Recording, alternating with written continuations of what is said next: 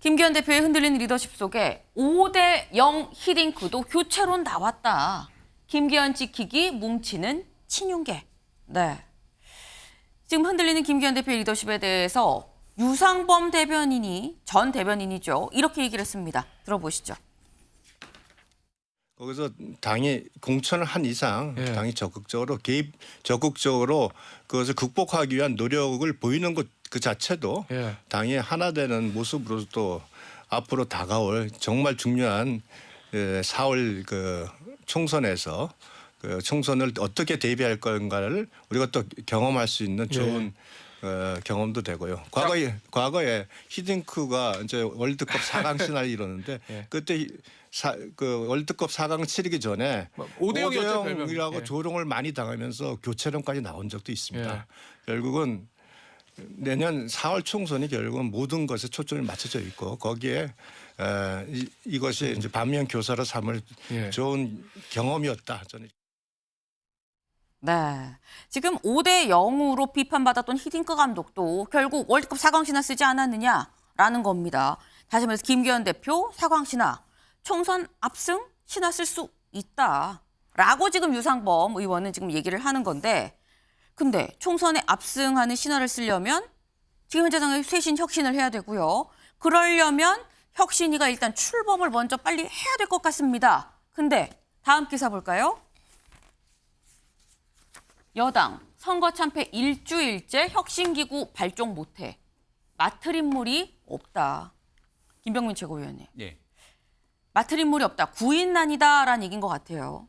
저 기사는 좀 동의하기가 어려운 게요. 네. 선거의 참패 이후로 바로 혁신기구를 띄우는 게 아니라 이 상황을 어떻게 타개할 것인가에 대한 고민 끝에 수요일 그 선거가 있었고 목요일 새벽에 그 결과를 받아들이고 난 다음 네. 9주 토요일에 임명직 당직자가 전원이 다 직을 내려놓습니다. 네.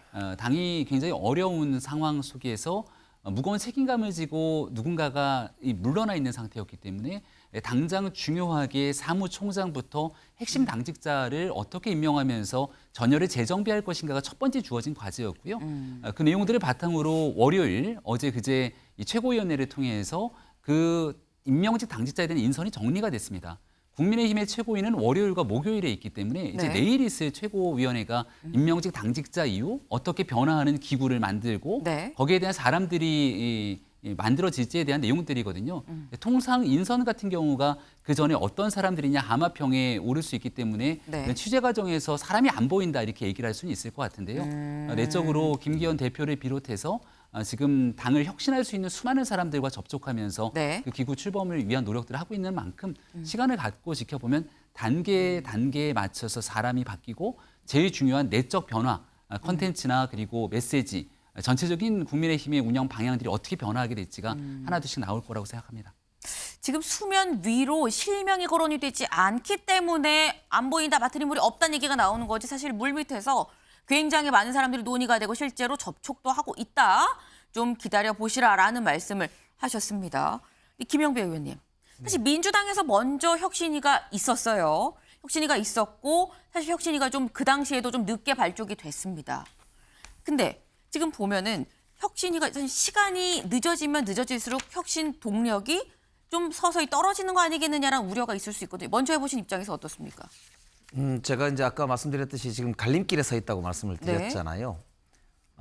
강서구청장 선거 결과는 사실 참담하기 그지없을 겁니다. 국민의힘 입장에서. 예, 그리고 현역 국회의원들 비롯해서 아마 총선 준비하는 분들은 상당히 끔찍할 거고요. 그런 점에서는 대대적인 혁신이 필요한 게 분명하잖아요. 그리고 국정 지지율도 지금 30% 미만으로 떨어졌다고 그런단 말입니다.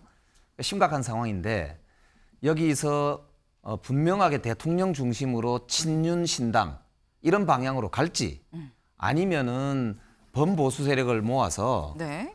기존에 있는 기득권 세력들까지 다 존중해 주면서 즉 유승민, 이준석까지 다 존중해 주면서 네. 총선 치르고 봅시다 이렇게 갈지 이게 결정이 돼야 네. 이걸 이끌어갈 수 있는 선장도 정하고 기관장도 정하고 뭐 노저을 사람도 정하고 뭐 이렇게 할 거 아닙니까? 그게 지금 결정되지 않았고 그러다 보니까 사람이 없다기보다는 방향이 없는 거죠. 동쪽으로 갈지 서쪽으로 갈지를 정해야 네. 되지 않을까 이제 싶어 보여요. 네. 그런 점에서 보면은 그 전에 그 김종인 비대위원장이 와서 혁신한 걸 보면 전권을 가지고 와서 했고 네. 윤석열 후보가 되고 나서 당을 전체 친윤 색깔로 끌고 갔단 말입니다. 그러니까 혁신이라는 게 그런 거잖아요. 그래서 이제 김기현 대표 체제가 불안한 것은 이런 방향을 이끌고 가지 못하기 때문이라고 저는 봐요. 그런 면에서 보면 국민의힘에서도 지금 상당 기간 혼돈의 시간을 가질 수밖에 없겠구나. 이제 그런 생각이 들고요. 그러다 네. 보면 이게 신당설은 더 커질 거라고 봐요. 아. 그래서 문제는 네. 친윤 신당이냐, 반윤 신당이냐, 오히려 이런 쪽으로 가게 되면 더 악화될 거다. 그래서 반윤 신당 쪽, 즉 뭐 이준석이나 뭐 네. 유승민이나 뭐 이런 분들, 홍준표 뭐 이런 분들이 오히려 더 힘을 얻게 되면 네. 국민의힘이나 윤석열 대통령이 더 정치적으로는 좀 곤란한 상황에 처할 수도 있다. 뭐 그런 생각도 들고요. 지금 신당을 다시 한번 말씀을 하셨습니다. 그리고 지금 국민의힘이 일단 방향이 결정이 안 돼서 선장을 찾지 못하는 거 아니겠느냐. 일단 방향을 먼저 잡아야 된다라는 말씀을 같이 주셨는데 지금 저희가 얘기하면서 자꾸 신당 얘기가 나오죠. 지금 또 국민의힘 분들은 아니다. 이거는 아니야. 정계 개편 이런 거 없다. 신당은 절대 아니다라고 하셨는데 또 아니다. 신당 얘기가 계속 지금 나오고 있어요. 그 이유가 아마도 몇몇의 또 이 분들의 얘기가 있기 때문이 아니겠느냐라는 생각이 드는데